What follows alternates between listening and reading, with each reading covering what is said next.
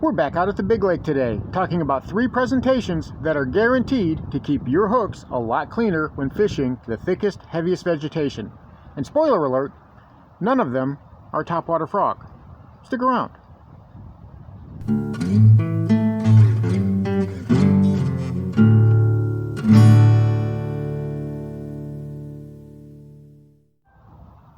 Welcome back to lowbrow fishing. And you know, a lot of times, many of us, especially bank anglers, have no choice but to fish the thick stuff. That thick, heavy vegetation is exactly where the bass are hiding, and you just have to go in there and horse them out. But that poses some problems. A lot of your baits, especially ones that have trebles dangling beneath them, just aren't suited for the slop. And a lot of times when we're fishing from the bank, we just don't have the ability or the gear with us to be able to punch mats. Many times it's just not practical. So what do? If we want to have any chance at all of catching those fish that are hiding deep in that slop, what do? What baits can we throw? Well, today I've got 3 presentations that I use all the time. See, I fish some of the thickest vegetation. The lakes here in South Mississippi and around the entire Gulf Coast region, from Texas all the way around to Florida, they tend to be shallow and they tend to be choked, absolutely choked with vegetation. This particular lake, especially now when it's on drawdown and that hydrilla is really exposed, well, there's no ticking the tops of that veg. You're going to be right down in it. Now, I've heard a lot of anglers say, time and time again, they like ripping a square bill or a crankbait through that vegetation. They'll get it hung up and they'll rip it free, and that'll trigger a strike. Well, it might for them, but not in this lake. The only thing you're going to do is you're going to rip it from one bush into another. And by the time you get it back to the boat or back to the bank, you've got a great big gloppy mess. So, how do we get rid of that? What can we do to avoid that? Well, there's some baits, and it's not really even that hard. They're quite surprising, and they run the gambit from power fishing to finesse fishing, and in between. So you're actually covering a lot of bases with this. They're very versatile because I like to throw baits that are versatile. And these baits have actually helped me catch a lot of fish in the heavy slop, because I'm always fishing the heavy slop.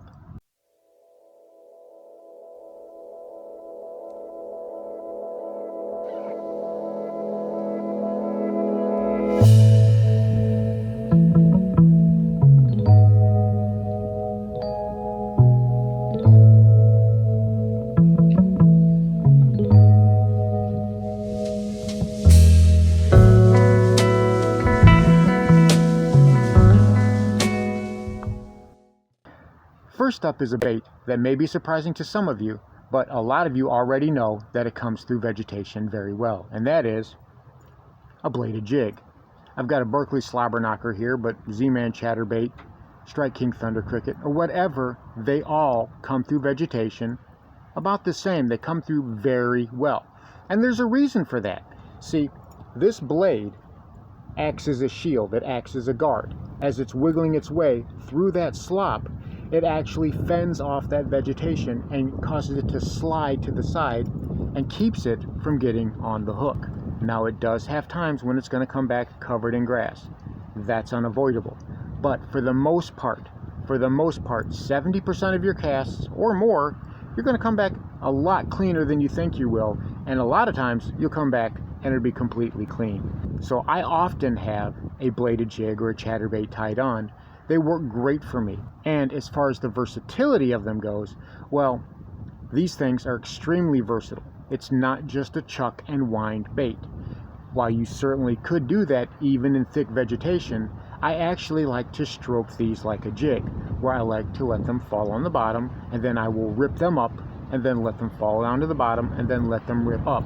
And I've gotten a lot of strikes that way, especially on the fall. So as the weather's gotten cooler, and the skies have gotten dark and gray, this bait has been clutch for me. So don't sleep on a bladed jig. They come through vegetation very, very well. Another great bait for coming through the slop is a bladed jig. Chatterbait, vibrating jig, whatever you want to call it. Here I've got a 3/8 ounce slobber knocker tied on, and I've got just a fluke for a trailer,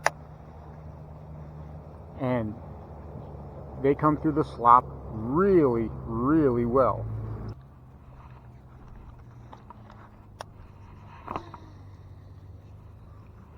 You got to remember, we're dealing with double damage today. We've got a lake that is on drawdown, and we've got all this hydrilla. I mean, you can see how thick it is, and it just extends all the way to the back there. You can see it all the way around. There's no real reprieve. It's just everywhere. So you have to fish the slop. I got him.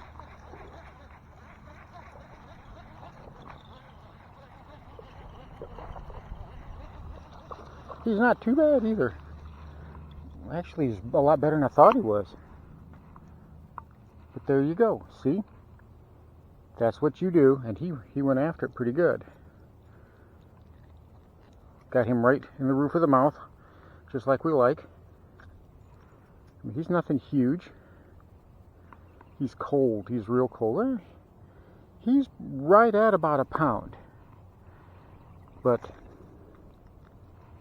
that's fishing the chatterbait, fishing the bladed jig. He's got a little scar on him, but he is a beautiful fish. We're going to go ahead and let him go. I guess right there. Thanks for playing, little buddy. Oop, okay. All right, he's gone. Good deal. Just for the sake of comparison, I'm going to throw up an image of this area right here with these rocks. You see that? And then you see it now. That's what they're doing with the drawdown. So the next bait we have is probably the most versatile tool in your tackle box, and that is the swim jig. Why is the swim jig so great? Why is it so versatile? Well, it's not so much the brush guard. While that does help, it is that line tie and the shape of that head.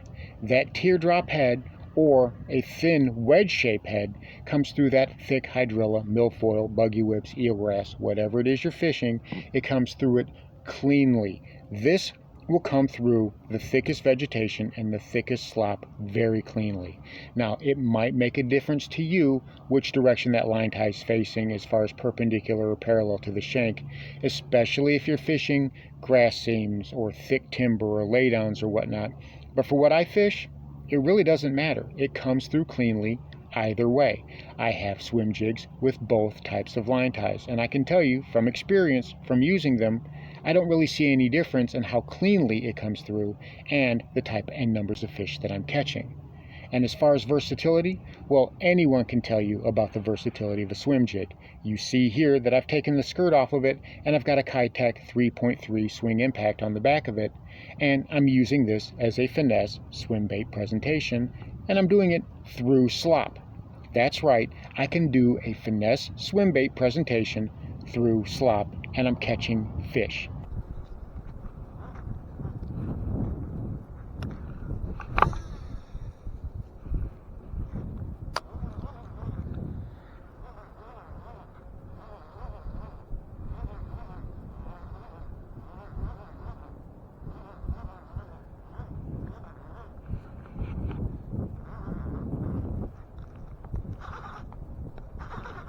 Give me that big old glop. Is that glop? What is that? I got a fish on the end of that. It's a nice one. On the first darn cast. Wow. Holy cow.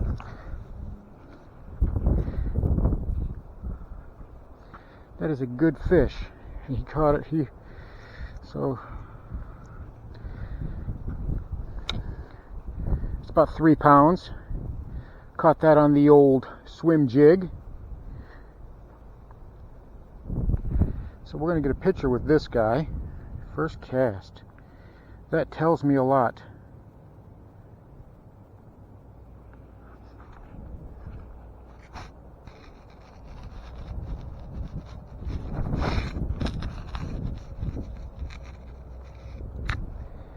Beautiful fish, beautiful. Please tell me I'm rolling.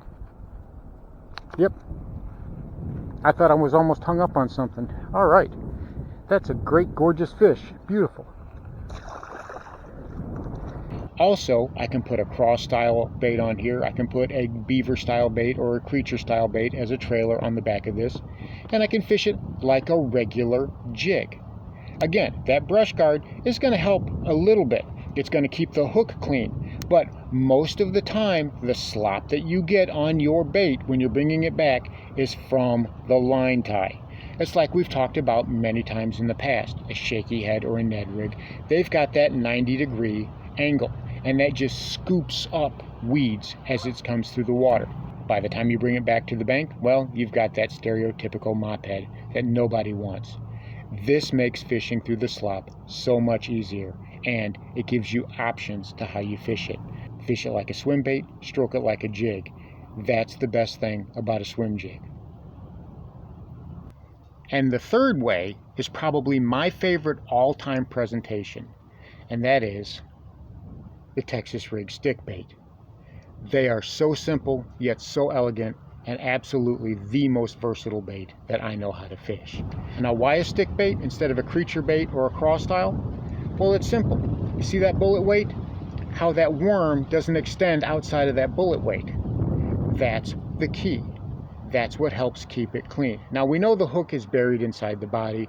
That is going to keep that hook clean. But again, it's the line tie and the area around here. This is the area that you have to worry about most times when we're talking about getting your baits all gummed up and trying to keep things clean.